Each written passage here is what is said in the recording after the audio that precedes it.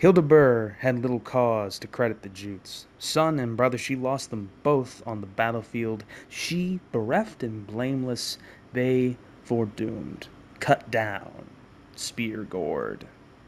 She, the woman in shock, waylaid by grief, Hawk's daughter, how could she not lament her fate when morning came and the light broke on her murdered dears?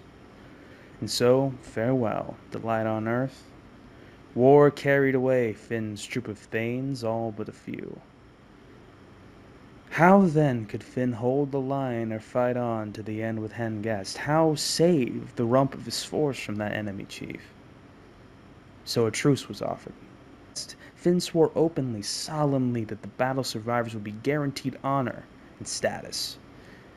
No infringement by word or deed, no provocation would be permitted. Their own ring-giver, after all, was dead and gone. They were leaderless and forced allegiance to his murderer. So if any Frisian stirred up bad blood with insinuations or taunts about this, the blade of the sword would arbitrate it. A funeral pyre was then prepared, effulgent gold brought out from the hoard. The pride and prince of the Shieldings lay awaiting the flame. Everywhere there were blood-plastered coats of mail.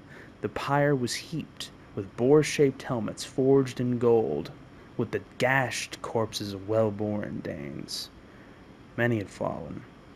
Then Hildebur ordered her own son's body be burnt with nefs, the flesh on his bones to sputter and blaze beside his uncle's.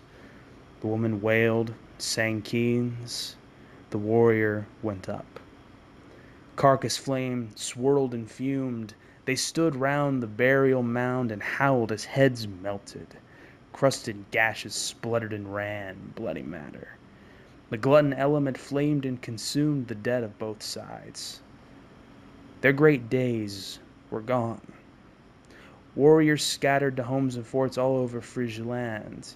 Few were now, feeling loss of friends. Hengest stayed, lived out that whole resentful, blood-sullen winter with Finn, homesick and helpless. No ring-whirled prow could up then and away on the sea. Wind and water raged with storms, wave and shingle were shackled in ice until another year appeared in the yard, as it does to this day, the seasons constant, the wonder of light coming over us. Then winter was gone.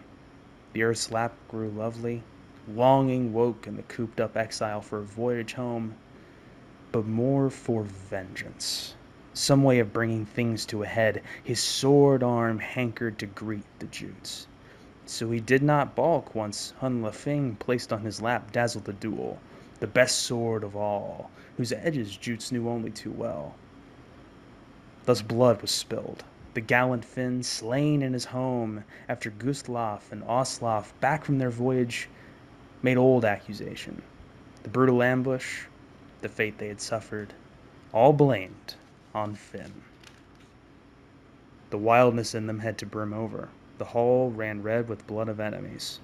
Finn was cut down, the queen brought away, and everything the shieldlings could find inside Finn's walls, the Frisian king's gold collars and gemstones, swept off to the ship. Over sea lanes then back to Daneland the warrior troop bore that lady home.